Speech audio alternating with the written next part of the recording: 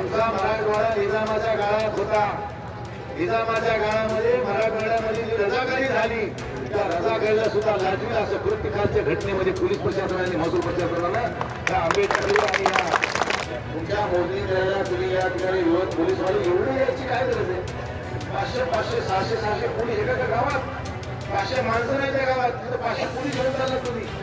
एवढी तर रळ्या कधी घेऊन देणार तुम्ही कधी? हा इथं शेतकऱ्याला तुम्ही एवढं दमदाटी करत आहे कायासाठी? पण अधिवेशनाच्या काळामध्ये विरोधकांनी आपल्याला धारेवर धरू नये म्हणून मुख्यमंत्र्यांनी खेळलेला हा डाव तात्पुरता स्थगितीचा आहे. मित्रांनो लक्षात ठेवा, हे या मार्गाच्या मागे लागणारच आणि त्याच्यासाठी आम्हाला सुद्धा रस्त्यावर उतरावं लागणारच. ही आपली पक्की खूणगाठ बांधून ठेवा, त्याच्यात तुम्ही कुठेही राहू नका. आणि बाजार भाव मात्र गगनाला भिडलेला आहे आणि तुम्ही बाजार भावाप्रमाणे पैसे न देता रेडिएटरच्या भावाखाली पैसे देऊन आमच्या जमिनीतून मोबदला देण्याचा चुकीच्या पद्धतीने मोबदला देऊन आमच्या जमिनी हडप करायचा हा तुमचा डाव आम्ही कदापि सहन करणार. सध्या भूमी अभिलेख कार्यालयाचं काही सगळीकडे आंदोलन चालू आहे. कुठेही मोजणी करणार नाही, शासकीय नाही किंवा खाजगी नाही. मग हे सगळं असताना हे अधिकारी इथं मोजणीला आले कसे हा माझा पहिला प्रश्न आहे. खाजगी कंपनी आणली तिला काय माहिती कोणाची तिकडे गेली का, इकडे गेली का, तिकडे गेली का? म्हणजे ह्याचं काय बापाचं झालंय का? गेलं तर शेतकरी नाही, ह्याचं काय जाणार आहे? त्यामुळे हे आंदोलनात असताना ह्यांच्या जमिनी ह्यांच्या मार्फत दुसऱ्या कंपनीकडून मोजायच्या हा डाव शासनाने घातलाय. दुसरी महत्वाची गोष्ट, ज्या माता भगिनीला त्या बांधवांना त्या ठिकाणी संस्कृत जोड्यामध्ये ज्या पद्धतीने अमानुष पद्धतीने जी वागणूक देण्यात आलेली आहे त्यामध्ये ह्या ठिकाणचे 2 अधिकारी महत्वाचे आहेत जे माझ्यासमोर आले. ते एक तहसीलदार पुजारी आपले राजापुरे आणि दुसरा नायब तहसीलदार क्षीरसागर. माझं या ठिकाणी राज्याच्या मुख्यमंत्र्याला महसूल मंत्र्याला एक विनंती असणार आहे की या ठिकाणी संस्कृत जोड्यामध्ये ज्या ज्या अधिकाऱ्यांनी आपल्या पदाचा दुरुपयोग करून सामान्य शेतकऱ्याला त्रास देण्याचं काम केलंय त्या शेतकऱ्यावर त्या अधिकाऱ्यावर पहिले निलंबनाची कारवाई झाली पाहिजे. पहिले शिवसागरचं म्हणणं आहे की तुमच्या बापाच्या जमिनी तर तुझ्या बापाच्या जमिनी अरे आमच्या बापाच्या जमिनी म्हणून आज भाड्या होता. तुझ्या बापाची असेल तर तुम्ही मांड. तुझ्या बापाचं काय झालंय? शेती आमच्या झाल्या, तुझ्या पुढे काय तुमचं मला हेच नाही कळालं. त्यामुळे अगोदर ह्या दोषी अधिकाऱ्यावर निलंबनाची कारवाई झाली पाहिजे ही मुख्य मागणी आमची असणार आहे. आणि मी या सगळ्या माता भगिनी बांधवांना विनंती करणार आहे, तुमच्या मोजणी करायला तुम्ही या ठिकाणी विरोध पोलीसवाले एवढे याची काय गरज आहे? 500 600 पोलीस एका गावात 500 माणसं नाही त्या गावात, तिथं 500 पोलीस घेऊन चालला तुम्ही. एवढी तर रळ्या कधी घेऊन देणार तुम्ही कधी? हा इथं शेतकऱ्याला तुम्ही एवढं दमदाटी करत आहे कायासाठी? पोलीस प्रशासनाने मी असं ऐकलं की गावातल्या काही लोकांना सांगितलं की तुम्ही कोण कोण विरोध करणार बघा, जमीन करा, गुन्हे दाखल होतील. काय होणार साहेब गुन्हे दाखल केले आम्ही काही नवीन नाही. गुन्हा दाखल केला म्हणजे आम्ही टाकू टाकला आहे का? आमचा भट्टा चलते, क्लब चलते का? वाळूचा धंदा आहे आमचा. आमचा शेतकरी स्वतःच्या कष्टानं शेती कसतो आणि शेतीतून पिकवलेल्या उत्पन्नावर घर चालवतो. याच्यासारखा स्वाभिमानी दुसरा कोणताही माणूस या जगात नाही. तुम्ही जरी आज अधिकारी असाल तर तुम्ही सुद्धा एका शेतकऱ्याची सोय जरी मुलं आहात याचं सुद्धा भान या पोलीस प्रशासनातल्या आणि महसूल प्रशासनातल्या अधिकाऱ्यांनी ठेवा. तुम्ही काय आकाशातून टप्पल नाहीत, तुम्ही काय एखाद्या पुढाऱ्याच्या पुढे जन्माला आला नाहीत. तुम्ही सुद्धा एखाद्या सामान्य शेतकऱ्याच्या परिवारातून ह्या खोऱ्यापर्यंत पोहोचतात याचं जरा भान ठेवा आणि ह्या शेतकऱ्याला वेगळी धरण्याचं काम करू नका. कोणीतरी अधिकारी सांगते तुम्ही ऐकायचं. आता आमच्या जिल्ह्याचे जिल्हाधिकारी एसपी साहेब एवढे कामर कोणाच्या दबावाखाली काम करत मला हेच कळालं नाही. मग तुम्हाला काय लेखी आदेश येते हे तर सांगा, आम्हाला दाखवा तरी की आमच्याकडे हे शासन आम्हाला लेखी आदेश दिलेत आणि आम्हाला हे करणं बंधनकारकच आहे. सध्या हे सरकार हे भारतीय जनता पार्टीचं सरकार नाही, मोदी सरकार. त्याला मोदी सरकार म्हणते, बाकी नाव म्हणते मोदी सरकार. या मोदीच्या सरकारमध्ये कुठलाही अधिकारी सेफ नाहीये. जसं आज शेतकरी आमचा सेफ नाही तसा अधिकारी सुद्धा सेफ नाहीये. त्याच्या डोक्यावर कामकी तलवार असेल. त्याला वाटतं आधी शासनाचं नाही ऐकावं तर कधी मला गडचिरोली जावं लागेल. त्याचा नियम नाही. त्याच्यापेक्षा ह्यांचं ऐकलेलं बरं. आणि ते ऐकून तुम्ही आपल्या शेतकऱ्या बांधवाच्या डोक्यावर मेरे लागण्याचं पाप करताय, त्याचं जरा भान तुम्ही ठेवा. मी आपल्याला या निमित्तानं सांगू इच्छितो, आम्ही या ठिकाणी येणे नाहीये. परभणी जिल्हा हा ऐतिहासिक जिल्हा आहे. हा जिल्हा निजाम राजवटीमध्ये हैदराबाद मध्ये आम्ही होतो. रायगड साहेब तुमचं गाव कुठलं आहे? रायगडच आहे ना? आदिवासी राजा स्वतंत्र शिवाजी महाराज परिवाराची. तुम्ही तिथे पुन्हा इथं कशाला? आमचा मराठवाडा निजामाच्या काळात होता. निजामाच्या काळामध्ये मराठवाड्यामध्ये जी रजाकारी झाली, त्या रजाकारीला सुद्धा लाजवील असं कृत्य कालच्या घटनेमध्ये पोलीस प्रशासनाने महसूल प्रशासनानं त्या आंबेडकर आणि या केलं, हे आम्हाला खेळायला मला वाटतं. शेवटी कोणालाही सांगतो, मी सगळ्या शेतकरी बांधवांना सांगतो, सर्वसामान्य कार्यकर्त्याला सांगतो, लढाई ही आपल्या जिकराची लढाई आहे. कोणी या लढाईमधून माघार घेता कामा नये. ही लढाई लढताना कोणाच्या ही लढाई घरी घालायचे कारण नाही. तुमच्या केसाला जरी धक्का लागला तरी आम्ही त्या ठिकाणी उभे आहेत, हे तुम्हाला सांगतो. आम्ही काय मागतो तुम्हाला? रान मागतो काय तुमचं? तर तुमच्या हक्काचं काय मागतो आम्ही? अरे आमच्या हक्काचं, आमच्या बापदादाचं जे आमच्याकडे आहे ते आम्हाला कसून खाऊ दे आणि 2 दिवस आमचे सुखासन जाऊन जगू दे.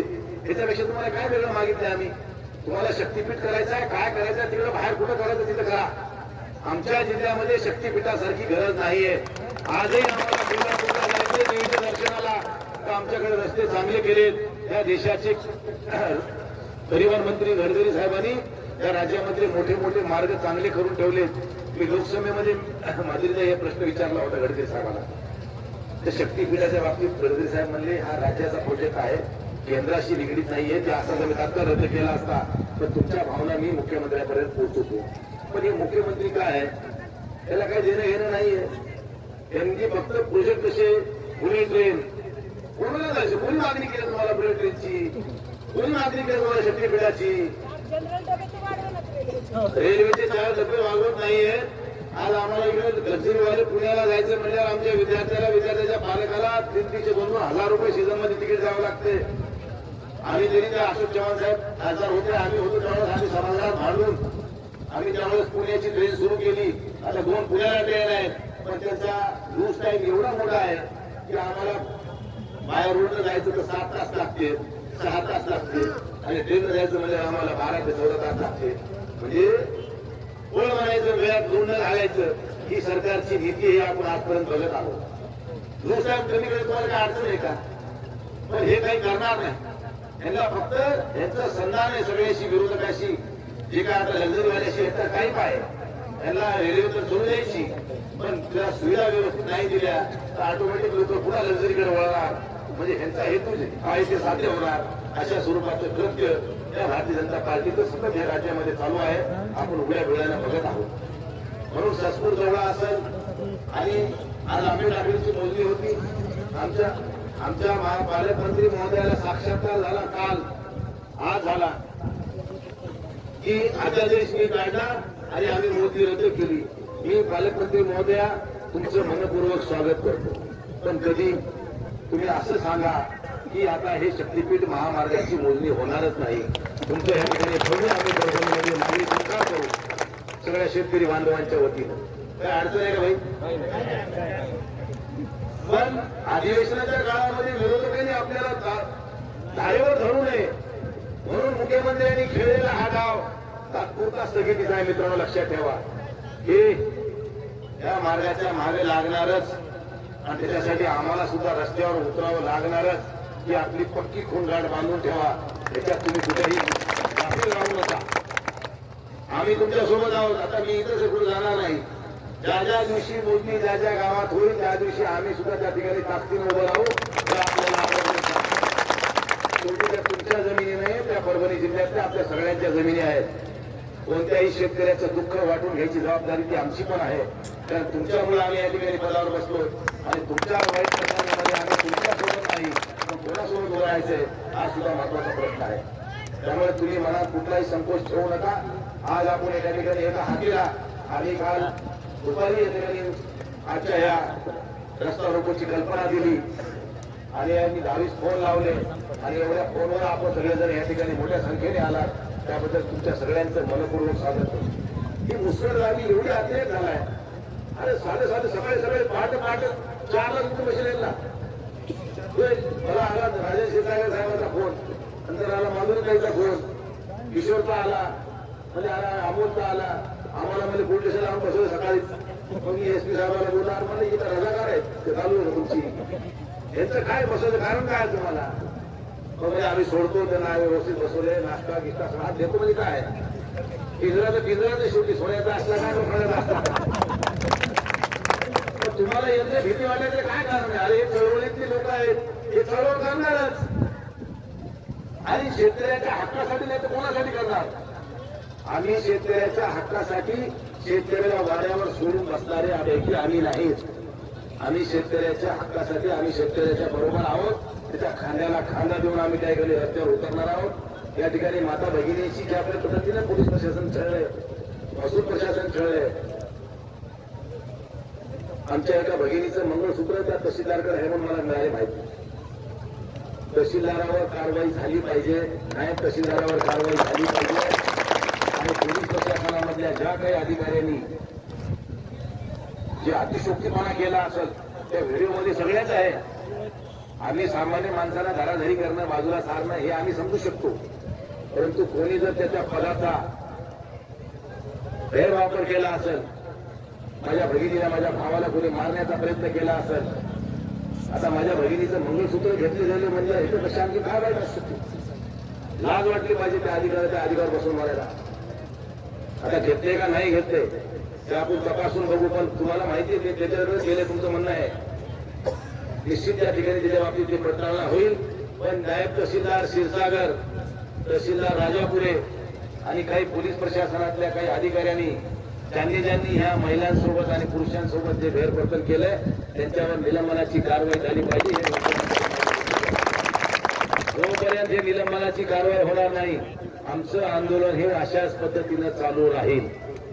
आमच्या माधुरी क्षीरसागर ताईनं सांगितलं की एक भव्य मोर्चा निघाला पाहिजे, तारीख सांगायची आणि मोर्चा त्या दिवशी ठरवून जाईल.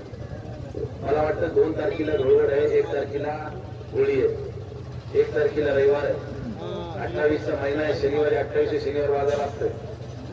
मग होळीच्या आधी करायचा आहे का होळीच्या नंतर करायचा आहे? होळीच्या नंतर. बघा सोमवारी 3 तारीख आहे, मंगळवारी 3 तारीख आहे, बुधवारी 4 तारीख आहे. आता जाहीर करून टाकायचं उद्या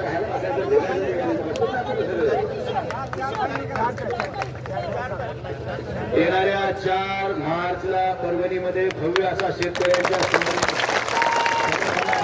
भव्य मोर्चाचं आयोजन केलं जाईल. या सगळ्या जोपर्यंत या शेतकऱ्याच्या मागण्या आहेत, या समृद्धी नाही, हा शक्तीपीठ महामार्ग रद्द होणार नाही तोपर्यंत आम्ही गप्प बसणार नाही. ही आमची भूमिका असणार आहे. आज आम्ही बघितलं असेल त्या समृद्धी महामार्गाला ज्या शेतकऱ्यांनी जमिनी दिल्या त्याच्या शेतकऱ्याच्या शेजाऱ्याच्या जमिनी सुद्धा वाट लागली आहे. अहो त्या नदीच्या काठ सुद्धा धोक्याची जी पातळी आहे ती सुद्धा खरडून गेल्या त्या गुजराळ्यानं. ते गुजरात गुजरातची मांटो कार्लो 2-4 नमुने आहेत. 2 खनिजमध्ये अतिशोक्ती उत्खनन केले, नियमबाह्य उत्खनन केले. पोलीस प्रशासन बघायला तयार नाही, महसूल प्रशासन बघायला तयार नाही किंवा आरटीओ बघायला तयार नाही. आमच्या एखाद्या कार्यकर्त्याची एखादी टेम्पो जरी जाऊ लागला, ट्रॅक्टर जरी जाऊ लागला की ओव्हरलोडच्या नावाखाली आरटीओ तहसीलदार तुमचा पोलीसवाला नेऊन ठाण्यात लावते की ओव्हरलोड आहे, पावती आहे का. त्या गोंदियावरून आमचे एवढे मोठाले माल वाहतूक करणाऱ्या गाड्या रेती धरून आल्या, त्याला कधी पावती विचारली नाही, ओव्हरलोड आहे का विचारलं नाही. हे 2 ठेलीवाले 22 टायरच्या गाड्या आमच्या शहरातून दिवसा ढवळ्या म्हटलं काढायला आले, घेऊन चालले, त्याला कधी पावती विचारली नाही. म्हणजे एवढं आमचं महसूल प्रशासन आणि पोलीस प्रशासन या शासनाच्या दबावाखाली काम करते. मला त्याची कीव वाटते. अरे 100 दिवस शेळीचं जगण्यापेक्षा 1 दिवस वाघासारखं जगा असं बोलायचे. माझी तुम्हाला विनंती आहे साहेब, चुकीचं असेल तर तुम्ही चुकीचं म्हणा, ती माझ्या कार्यकर्त्याची असेल, माझी जरी असली तर चुकत असेल त्याच्यावर तुम्ही कारवाई करायला आमचा कधीही तुम्हाला नकार असणार नाही. परंतु तुम्ही जी चूक आमच्यावर दाखवून आमच्यावर कारवाई करता त्या चुका तुम्ही उघड्या डोळ्याने ह्यांच्या सुद्धा बघू नका. त्यांच्यावर सुद्धा कारवाया झाल्या पाहिजे ही माझी मुख्य मागणी असणार आहे.